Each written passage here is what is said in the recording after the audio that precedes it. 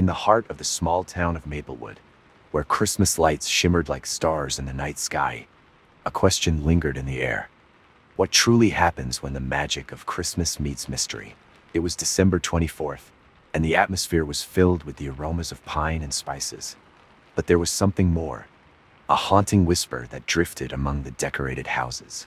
While everyone prepared for their festive feast, I found myself drawn to a mystery that had yet to be solved. The story began when Emma, a young and dreamy librarian, vanished without a trace on Christmas morning. The last sighting of her was at the town's old library, where she often spent hours immersed in books about urban legends and tales of lost cities. The town was in shock, and the anticipation of a joyful Christmas quickly turned into a race against time. I knew that if I wanted to find Emma, I would have to unravel the enigma surrounding her disappearance. In the days following her disappearance, I, Alex Thompson, decided to become an amateur detective. As an avid fan of mystery stories, I always believed that the truth could be found between the lines. With a notebook in hand and an old lantern that had belonged to my grandfather, I began my investigation. The winter chill was biting, but the urgency to discover what had happened to Emma warmed my resolve. Maplewood, with its snow-covered streets and festively adorned houses, seemed like the perfect Christmas setting. But beneath this cheerful surface lay a tense undercurrent. Talking to the residents, I heard whispers about an ancient legend that spoke of a lost city in the forests surrounding Maplewood. They said that on nights like Christmas Eve, the doors to the city would open for those seeking answers. Determined to find Emma, I ventured into the forest. With every step, the sensation of being watched grew stronger. Branches cracked beneath my feet, and a thick mist began to form around me. I wondered if the lost city truly existed or if it was just a tale to frighten children. But my search for Emma propelled me forward. I couldn't abandon her. As I ventured deeper into the forest, I came upon a clearing where the moonlight illuminated an ancient, moss-covered structure. It was a small cabin, and the door was slightly ajar. My heart pounding, I stepped inside. The interior was cloaked in dust, as if time itself had stopped. Looking around, I found a table piled with books, many about supernatural phenomena and mysterious disappearances. One book in particular caught my eye, The Mystery of the Lost City. Flipping through its pages, I noticed the descriptions matched the rumors circulating in town. There was mention of a secret passage leading to a place where time ceased to exist, a realm where those who got lost could remain forever. The cold I felt wasn't just from the winter. It was the realization that the truth was close, and with each word I read, another piece of the puzzle fell into place.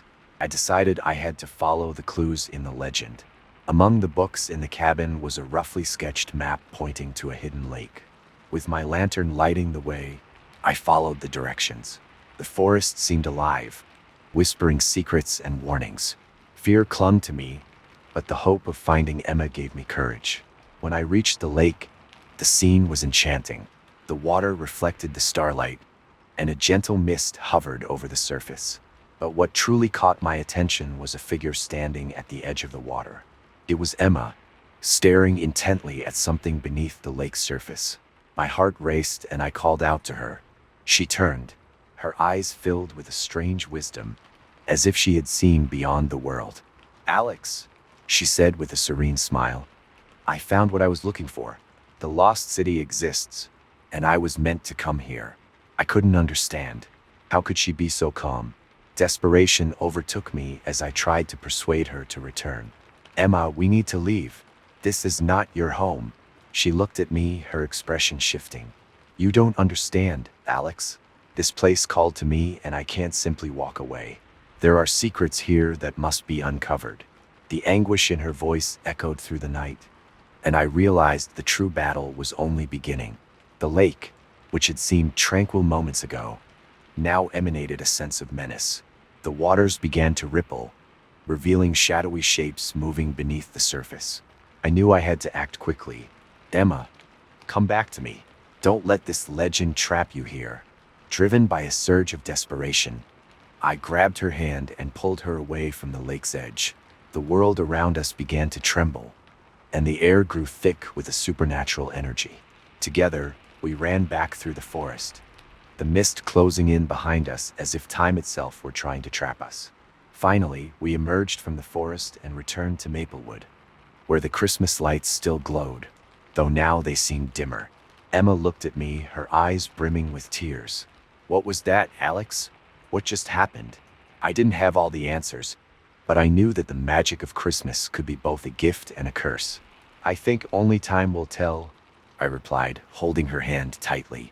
And as the stars twinkled above us, I realized that our true mystery was yet to be solved.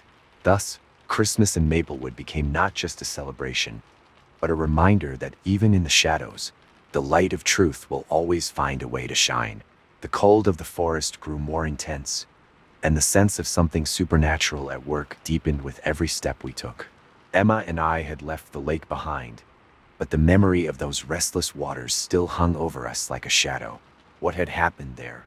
It was a mystery we couldn't ignore, and I knew we were only beginning to scratch the surface of what was truly at stake. As we walked back to Maplewood, I noticed the town seemed different. The Christmas lights, once a symbol of joy, now flickered and wavered, as if struggling against an encroaching darkness. The scent of pine and spices that had once comforted me now mingled with a faint odor of damp earth and decay, as if the town itself was twisting under the weight of something hidden. "Alex, do you really think the lost city exists?" Emma asked, her voice trembling with a mix of anxiety and doubt. "Whatever happened there, was it real?" I hesitated, trying to piece together what we had experienced. "I don't know, Emma, but what you saw, what you felt, it seemed genuine. And the legend isn't just a story. There's something deeper happening, something we might not fully understand." Determined to uncover the truth, I searched for clues that might help us. What initially seemed like a simple quest to find Emma had transformed into something far more complex. The forest was full of secrets, and so was the town. We needed allies, people who could help us understand what was happening. So I headed to the library, the place where it all began. As I entered, I was greeted by Jack, the elderly librarian who knew the town's stories like the back of his hand. He always had a sharp gaze and a quiet wisdom that intrigued me. "Alex, you're here for a reason, aren't you?" he said bluntly, leading me to a more secluded corner of the library. Emma disappeared, and I found her in the forest near a lake that seems connected to a legend about a lost city. I explained, trying to convey the urgency of the situation. "We need to understand what's going on." Jack frowned, clearly troubled. "That legend isn't just a story, Alex. There are truths that have been forgotten over the years. Many people have disappeared in that forest, and some of them were never found. What you and Emma experienced may only be the tip of the iceberg."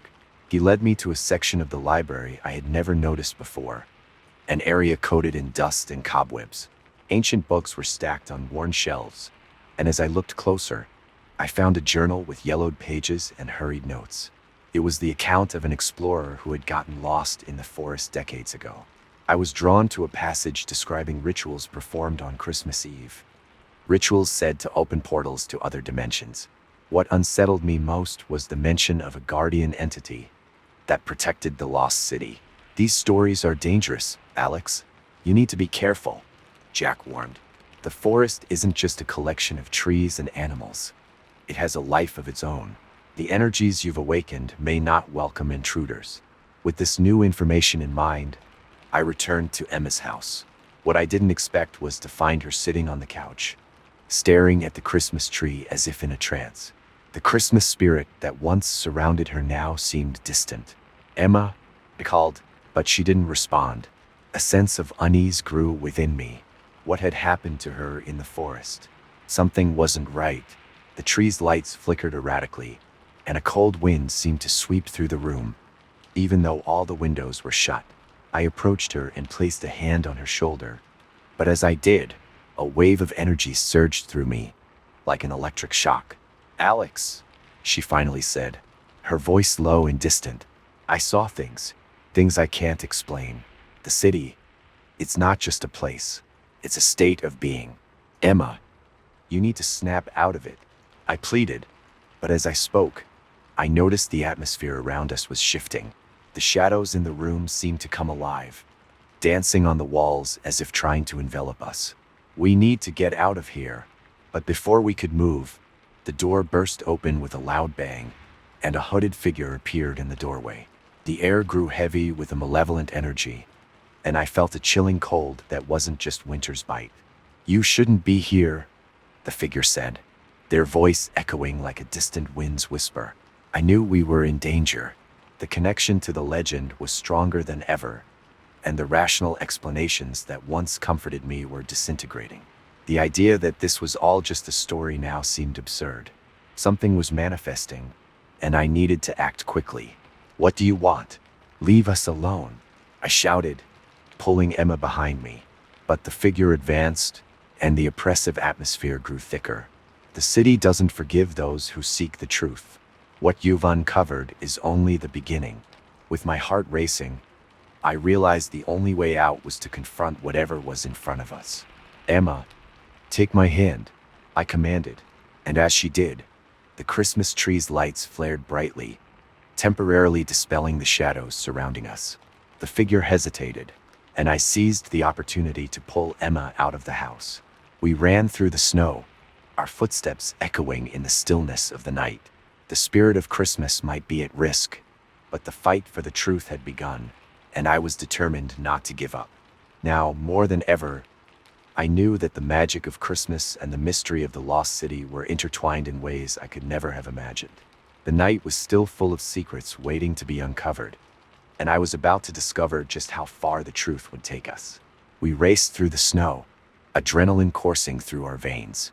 The biting cold was nothing compared to the terror we felt. Emma clung tightly to my hand, her wide eyes searching for answers that seemed increasingly out of reach. The city lights flickered behind us, as if they too were trying to warn us about what lay ahead. "Where are we going?" she asked, breathless.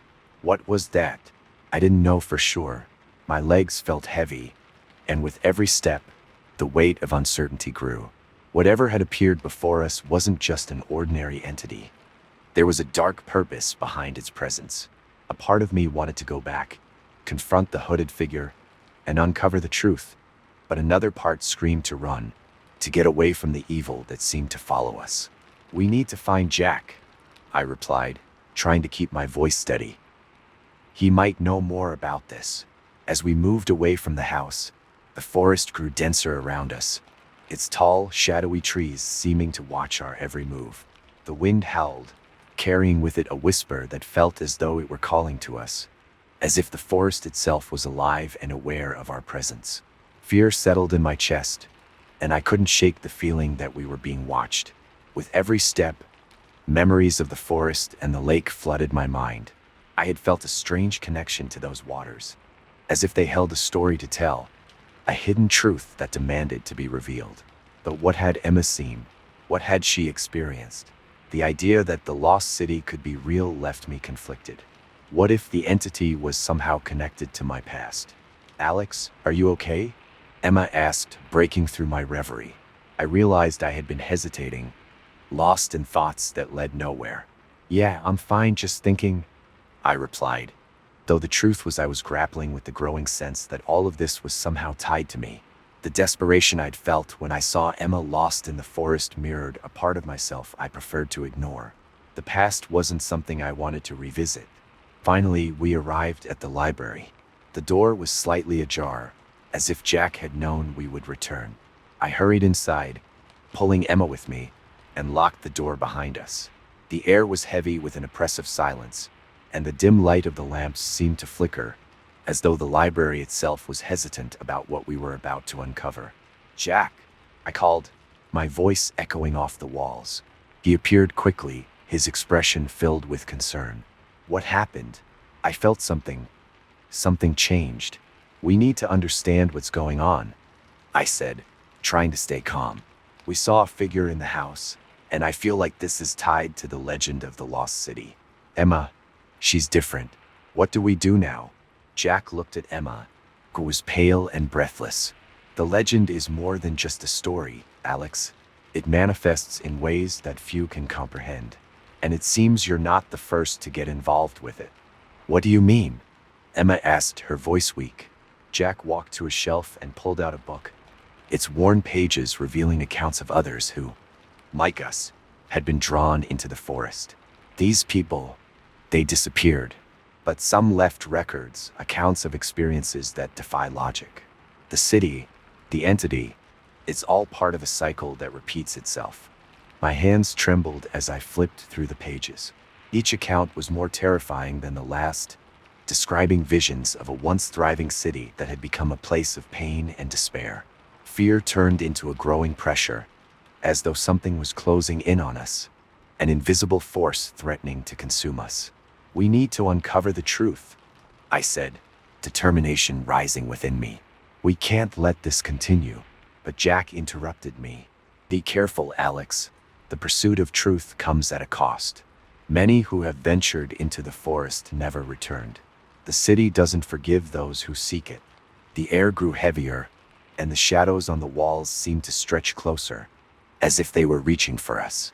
Emma shook her head, her gaze distant. I saw things, Jack. Things I can't explain. The city, it's more than a place. It's an entity, a consciousness. We have to go, I said, trying to stay composed.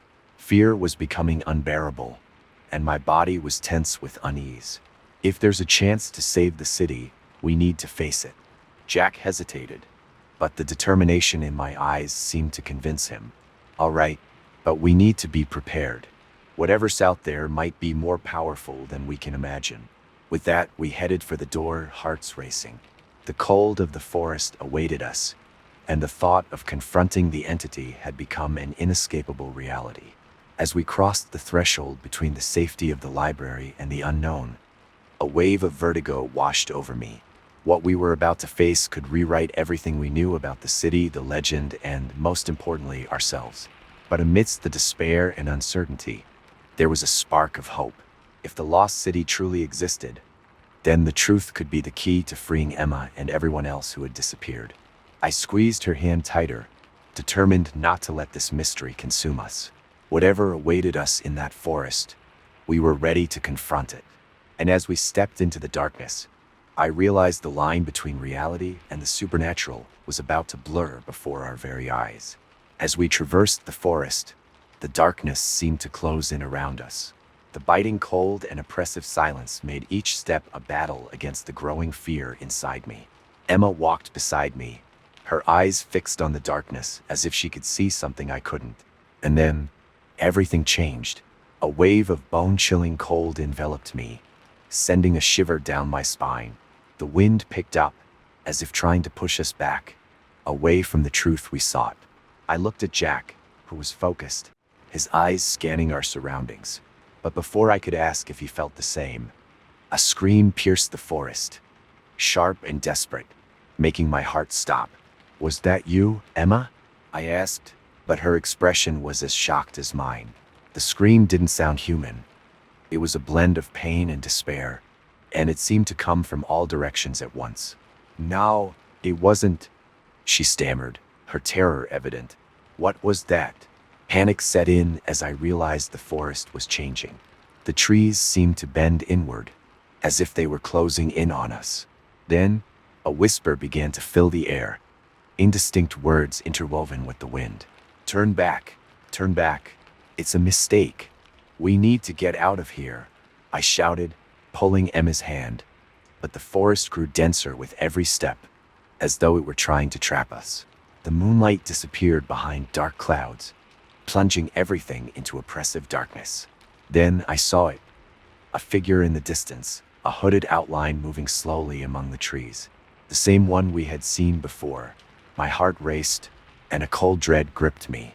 It's her, Emma exclaimed, her voice trembling with fear. She's following us. Before I could respond, another scream rang out, and the figure turned abruptly. The hood fell back, revealing a familiar face. I froze, terror giving way to confusion. It was my brother, Lucas, who had disappeared years ago. He was pale, his eyes hollow, as though trapped in a nightmare. Luca, I called, my voice faltering. He didn't answer, just stared at me with a desperate look, as if trying to warn me about something. The wind picked up, and Luca's figure began to dissolve, as if made of smoke. Alex, what's happening? Emma shouted, but I was paralyzed. What I was seeing made no sense. The connection I had with the forest, with the lost city, now seemed more complicated than I could have imagined. Lucas, wait! I tried to shout, but he had already disappeared into the shadows. The whisper intensified, now clearer. You shouldn't be here. The past cannot be changed. We have to go, Alex. Emma tugged at my arm, and I finally managed to move. We ran, but the forest seemed to twist around us, as if it were alive, trying to capture us. Every tree seemed to stretch its branches, and the ground beneath our feet grew increasingly unstable. Jack, where are you? I screamed, but there was no answer. Despair consumed me. We were alone, trapped in a nightmare unfolding before our eyes. Then, I saw something that made me stop. A small clearing opened ahead, illuminated by an otherworldly light. In the center, there was an ancient stone covered in symbols I recognized from the books Jack had shown us. It was the portal to the lost city, but there was something else. A pulsing energy that seemed to pull everything around it. Alex, no! Emma screamed as I realized I could no longer control my steps. The force emanating from the stone was irresistible. I was being called, and part of me wanted to answer. I need to find out the truth, I shouted, but clarity was slipping away. Luca's image, his desperate look, reminded me that there was much more at stake than just my curiosity. If the city was losing its secrets day by day, perhaps the answer was within me. As I reached the stone, a wave of pain and revelation struck me. Visions flashed before my eyes. The city in its glory, its fall, and finally, the moment Luca disappeared. The truth was darker than I could have imagined. The city wasn't just a place. It was a cycle that fed on lost souls, and Luca had been one of them. Alex, Emma screamed, pulling me back, but the stone's energy was now intertwined with me. Whatever this entity was, it was revealing itself. The past, present, and future became a single fragile thread. I'm part of this, I murmured, the realization hitting me hard. The city, it chose me. What I didn't know was that this discovery would change everything. Emma was right, the city wasn't just a lost place, but a trap that expanded. And now I might be the next to disappear. The horror I was about to face was greater than any legend, and the forest, with its menacing silence, seemed to mock our innocent search for the truth. The stone's energy pulsed within me, and I could feel the lost city's presence manifesting in every fiber of my being. The whisper that had been indistinct now became a deafening roar, echoing in my mind. You cannot escape. You cannot change what has already happened. The words seemed to intertwine with my thoughts, like an invisible web ensnaring me. Alex, please. Emma was desperate beside me, her voice trembling with a mix of fear and concern. The expression on her face made me realize the situation was far worse than I had imagined. Luca's cry still echoed in my head, but now it blended with the urgency of my own choices. If I couldn't control this force, not just I, but Emma too, might be consumed by it. I need to understand, Emma, I shouted, the words coming out more as desperation than assertion. What did the city want from me? Why was this force calling me? What had happened to Luca? These questions spun in a frantic loop, and I felt that if I couldn't find an answer, I would be lost forever. Before I could respond to myself, another wave of energy enveloped me, and I saw a vision. It was the city, but not as we knew it. It was vibrant, full of life and light, but soon replaced by a dark scene where shadows moved through empty streets. It was as if the city was feeding on something I couldn't identify. And at the center of it all, a hooded figure. I realized it was me. No, this can't be true, I screamed, fighting against the vision. But the stone's power seemed determined to show me the truth, and I was being forced to confront who I really was. Part of me wanted to resist, but another part wanted to understand. Emma shook me, trying to bring me back to reality. Alex, you're losing control. We have to get out of here before it's too late. But the forest wouldn't let us leave so easily. The ground began to tremble beneath our feet, and the trees seemed to close in around us, as if guarding a dark secret. The feeling that danger was approaching sent a chill through me. Whatever was watching us was preparing to act. Look! Emma pointed to a corner of the clearing where a pulsing light emanated from a fissure in the ground. It was as if the earth itself was opening, revealing a path leading to something deeper. Maybe the answer is there. Her voice was full of hope, but I couldn't shake the feeling that it might be a trap. You want us to go in there? I questioned her, doubt consuming me. Fear was turning into an internal battle. With each passing moment, I felt more torn between the desire to uncover the truth and the instinct to protect Emma and myself. If we don't try, we'll never know, she insisted, her eyes shining with determination. That force emanating from the fissure seemed to be calling, and I knew that if I didn't make a decision, the city would close in on us forever.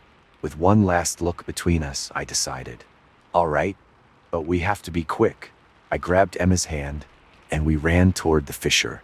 The light seemed to envelop us, and as we got closer, I felt a different wave of energy, as though it wanted to welcome us. As soon as we entered, darkness engulfed us, and I felt like I was floating in a space where time and reality were distorted. It was as if we were moving through layers of intertwined pasts, presents, and futures. I caught glimpses of Lucas, of the city in its glorious form, but also of its fall, which had turned it into a nightmare.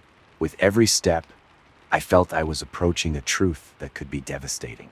Alex, look, Emma exclaimed, pointing at an image forming in front of us. It was a scene of the city, but one I didn't recognize.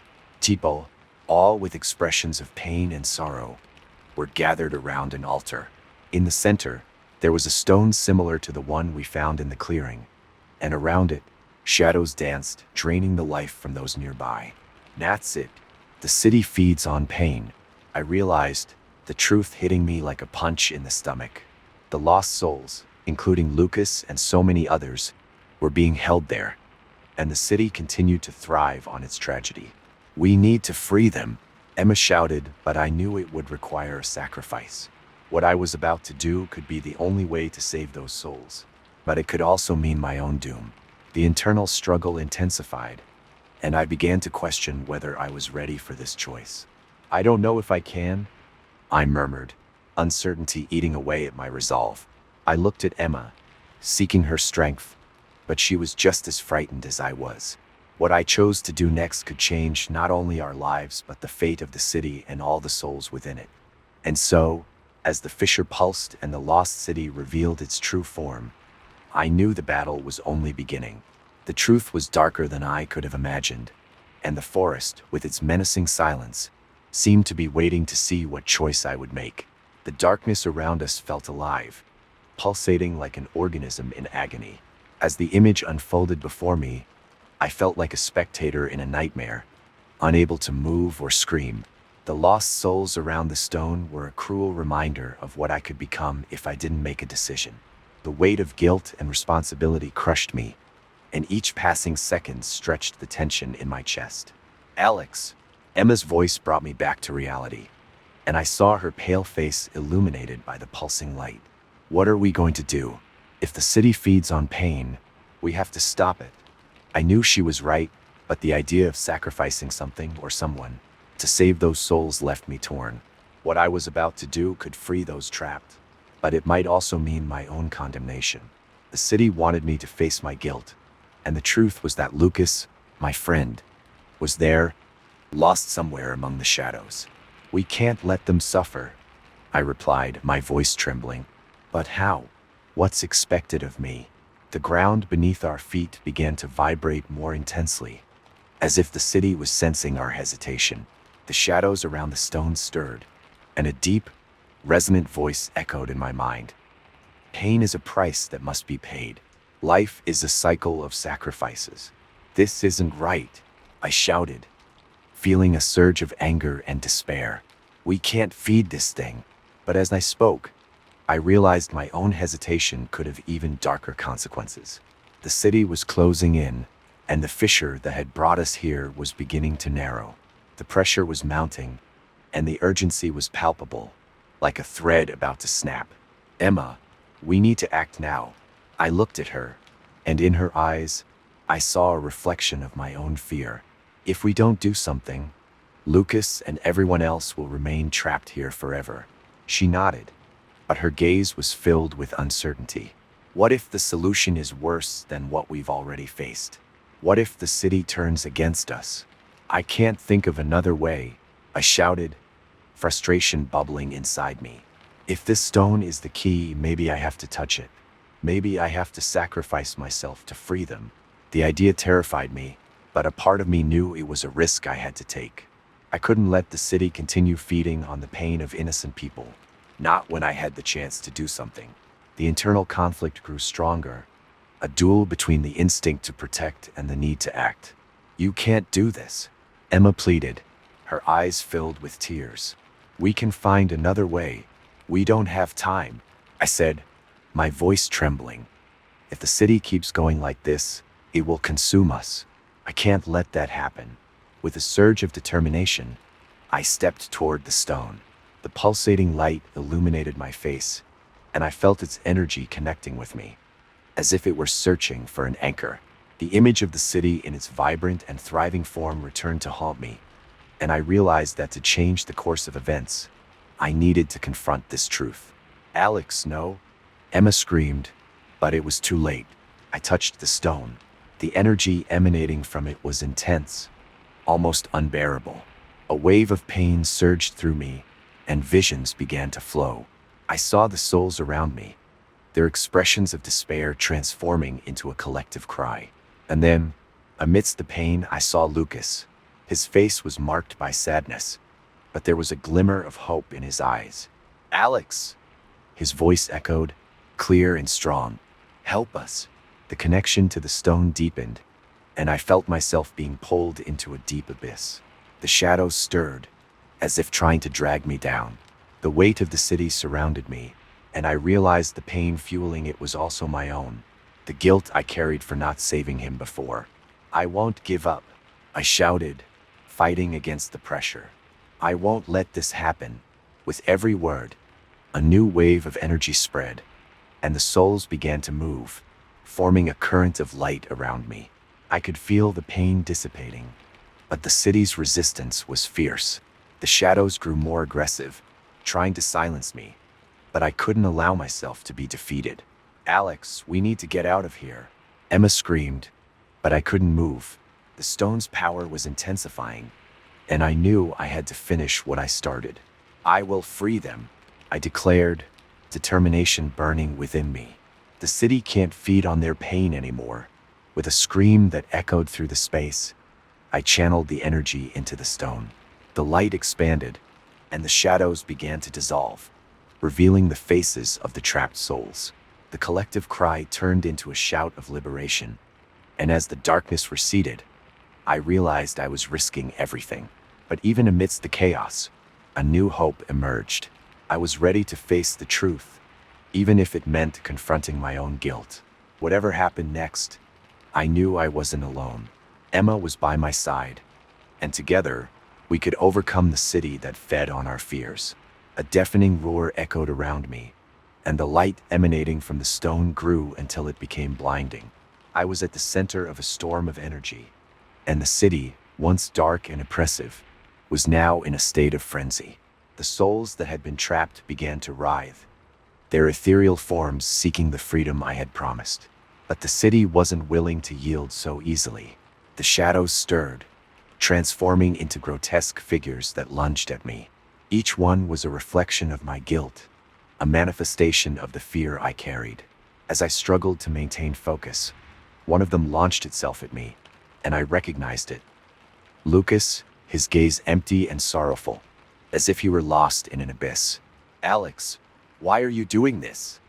His voice echoed, distorted and shrouded in pain. You can't save me.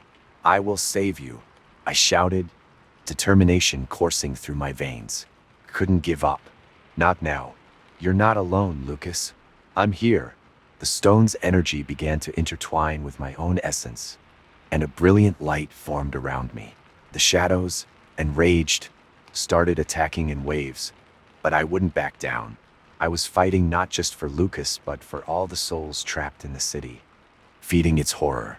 "You're weak, Alex," another shadow screamed, a distorted version of myself. "You can never free yourself from your guilt."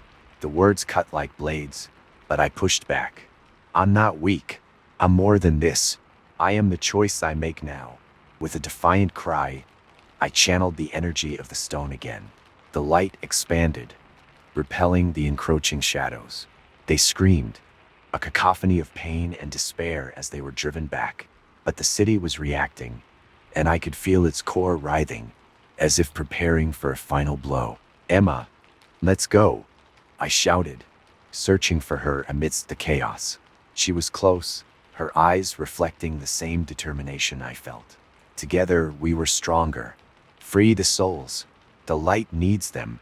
Emma joined me, and together we began to channel the stone's energy. The light intensified, and the souls around us began to glow, their forms becoming more defined, more real. I could hear their whispers, their stories of pain and loss, and with every word, the city seemed to tremble. "No, you cannot do this," the city roared, its voice deep and menacing, reverberating through our very beings. "You are mine. You belong to me. No more," I declared, certainty growing within me. "This city feeds on fear and pain, but we are light. We are hope." The energy around us began to mirror in a wave of light, and the souls joined us. I felt the connection between us grow, an unbreakable bond forming in the midst of the darkness. The city was starting to unravel, the shadows retreating under the force of our unity. "Lucas, you're with me," I shouted, and his image solidified, the sadness in his eyes replaced by renewed determination. "We can make it out of this." "Yes, Alex, together," he replied, his voice joining the chorus of the freed souls. The light expanded, and with one final push, I channeled all the energy into myself. The weight of the city became unbearable, but I didn't falter, couldn't fail. The light exploded into a wave of power, sweeping away the shadows, disintegrating them into a blinding brilliance. "Go," I shouted, and the souls began to rise, floating toward the light. The city screamed in agony, its power crumbling, and the walls that once seemed impenetrable began to crack. But as the light intensified, a final shadow formed before me, the most powerful of them all. It was a manifestation of my fear, a figure that embodied everything I had lost. The shadow advanced, and I saw Lucas's face once more, distorted now, covered in pain. "You can't leave me," the shadow screamed, its voice echoing with all my insecurities. "You abandoned me." "No, I never abandoned you," I cried out, emotion spilling over. "I fought for you. I will always fight." With one last effort, I gathered all my strength and hurled the light toward the shadow. It hesitated, and for a brief moment, I saw the pain in its gaze transform into understanding. With a cry of release, the light consumed it, and the shadow dissolved, dissipating into the air like smoke in the wind. And then the city began to collapse. The walls that once seemed immovable crumbled to dust, and the darkness was replaced by a radiant light. The souls, now free, began to rise, their cries of pain transforming into laughter and joy. I looked at Emma, and her expression was one of pure astonishment. "We did it," she said, her voice trembling. "We did it." "Yes," I replied, exhaustion washing over me like a wave. "We freed them all." But as I watched the souls drift away, a feeling of emptiness settled in my heart. Lucas was no longer there. The fight was over, but the price was longing. I had faced the city and won, but the internal battle would continue. As the light faded and the city disappeared behind us, I realized that the true liberation wasn't just for the others. It was also for me. The pain would never completely vanish, but now there was room for hope. And with Emma by my side, my heart heavy but renewed, we began to walk out of the darkness toward a new beginning, where the light of hope would always shine as long as we were together. The light slowly dissipated, revealing a scene that had once been the home of nightmares, now transformed into a field of freedom. The souls that had been trapped floated around me, whispering thanks and promises of peace. But as I absorbed what had happened, a part of me remained trapped in the darkness I had faced. Emma held my hand tightly, and I could feel her energy pulsing, her determination still intact. "We did it, Alex," she said, though her voice carried a note of uncertainty, as if she too was grappling with the reality that the battle we had won was not just against the city, but against ourselves. I looked around, realizing that the city that had imprisoned me for so long was now in ruins. The shadows that once seemed unbeatable had dissolved into a distant echo. Yet what I had left behind wasn't just a broken city. Inside me, the emotional scars had deepened, leaving indelible marks from a confrontation that would shape my life forever. We walked together, the echoes of the freed souls fading away, but the sense of loss still weighed heavily on my heart. Lucas was no longer there, and the pain of his absence felt like a shadow that refused to dissipate. The battle had brought liberation, but at a cost I had yet to fully comprehend. As we walked, I became aware of the physical toll the battle had taken on me. My hands trembled, not just from exhaustion, but from the energy I had channeled. My body, though victorious, felt as though it had been dragged through a storm.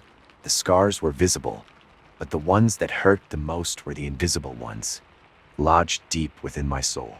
"Are you okay?" Emma asked, her concern evident. I forced a smile, but I knew I couldn't fool her. "I'm trying to be," I replied, my voice barely a whisper. "I just feel like part of me stayed behind." She stopped and looked at me, her eyes reflecting understanding and empathy. "It's normal to feel that way. What we faced, it's not something you forget easily." Her words were a balm to my pain, but also a reminder of what I had lost. As we moved forward, the mystery of the city still lingered in the air. We had freed the souls, but what had truly happened there? What was that force that fed on fear and pain? The feeling that something deeper and darker still lurked followed me like a shadow. The city was in ruins, but the echo of its existence still reverberated in my mind. "Do you think we'll ever truly understand what that city was?" I asked, breaking the silence. Emma hesitated, and for a moment, the wind seemed to pause, as if waiting for her answer. Maybe some questions don't have answers. Sometimes what matters is what you do with what you've learned. Her words echoed in my mind. I had learned so much, but the weight of those revelations was still overwhelming. The fight against the shadows wasn't just an external battle, but an internal war against my own insecurities and fears. And now, as the light of freedom shone around us, I knew the real challenge was still ahead. As we left the city behind, I looked back one last time at the ruins. I felt Lucas's presence, as if he were there, watching. And though the pain of his absence was intense, there was a new light within me, a flame of hope that wouldn't be extinguished. "Let's go home," I said, and Emma nodded, her hands still intertwined with mine. Each step we took reminded me of the scars we carried, but also of the strength we had found together. The city might have been a place of horror, but now it stood as a testament to our resilience. The road ahead was still uncertain, and the scars would remain, but I was determined to keep moving forward. The fight wasn't over, but now I had a purpose. The light of hope would guide me, even if the shadows never fully disappeared. As we walked side by side, I realized that perhaps, in the end, freedom isn't the absence of pain, but the ability to move forward despite it. And together, we'd be ready to face whatever came next. The mystery of the city might never be fully solved, but I knew that as long as we were together, there would always be a way forward. As we walked toward the horizon, the setting sun painted the sky in shades of orange and pink. It was a beautiful sight I had rarely noticed before, lost as I was in my own darkness. Now, each step we took was a reminder of what we had overcome, but also of what lay ahead. The weight of the experience still settled heavily on my chest, like a burden I wasn't sure I could bear forever. I thought of Lucas, his smile and his courage. He had been a light in the darkness, and the longing for him clenched my heart like an unbreakable chain. The fight for freedom had taken so much from him, and I couldn't help but wonder, what would have happened if we had failed? The thought of our potential failure haunted me, yet the victory we achieved felt so immense it seemed almost surreal. The echo of his laughter still resonated in my mind, and I longed for a moment when I could feel his presence again. Alex, Emma interrupted my thoughts, pulling me back to reality. You're awfully quiet. What are you thinking about? I didn't want to worry her more than she already was. But the truth was that the memories of that city and the souls I had freed were intertwined with a sense of loss I hadn't yet processed. I just feel like there's still so much to understand, I replied, my voice trembling. The battle wasn't just against the shadows. It was against myself. And now, even with victory, the pain of that struggle is still here. She nodded, understanding what I felt. Pain is part of the journey, Alex. It's what shapes us. Her words were a reminder of what I had already learned but still struggled to accept. The pain we carry isn't a sign of weakness but proof that we've lived, that we felt deeply. And in that moment, even with the weight of sorrow, I realized there was something beautiful about vulnerability. As we walked, the ruined city faded into the distance, but the scars it left on me continued to burn. I didn't know if I could ever truly leave it all behind. The sense that something greater and darker still watched, waiting to strike again, didn't leave me. The freedom we had won felt fragile, like a delicate crystal on the verge of breaking. Do you think we'll be able to face whatever comes next? I asked, doubt lacing my voice. Emma looked at me, her eyes steady and confident. Yes, we will. We've already faced so much together. No matter what happens, we'll always have each other. True strength comes from being united. The certainty in her voice brought me a bit of peace, but the doubt lingered, like a distant echo that wouldn't fade. The path ahead was uncertain, full of challenges we couldn't yet predict. But one thing was clear: I was no longer alone. My connection with Emma and the memory of Lucas reminded me that, even in the chaos, there was hope. Freedom wasn't the absence of pain, but the ability to keep moving forward, even when the darkness felt overwhelming. As the sun set, I allowed myself to feel the sadness but also the gratitude for everything I had learned, for every soul that had been freed, for every moment that had shaped me. The journey hadn't been in vain, and though the scars remained, they were also a testament to my resilience. Life would continue to be a battle, but now I had the tools to face it with courage. Let's keep moving, I murmured, feeling determination rise within me. Emma smiled, and together we walked away from the ruins, ready to face whatever the future held. The city may have been a place of pain, but it had also been a field for growth. And in the vast unknown, I knew there would always be a path, and together we would find it. As we walked, the soft twilight breeze brushed against our faces, but the air felt heavy, as though the world was holding its breath. The city was now just a smudge on the horizon, yet its memories lingered around us like shadows refusing to fade. Every step we took seemed to echo with the weight of the choices we'd made, and I couldn't shake the feeling that, even with the freedom we'd won, something still followed us. Maybe we should pick up the pace, Emma suggested, her voice tinged with hesitation. I glanced at her, noticing the unease in her eyes. She felt it too, not just the loss but the looming threat that hung in the air like an omen. What was still waiting for us?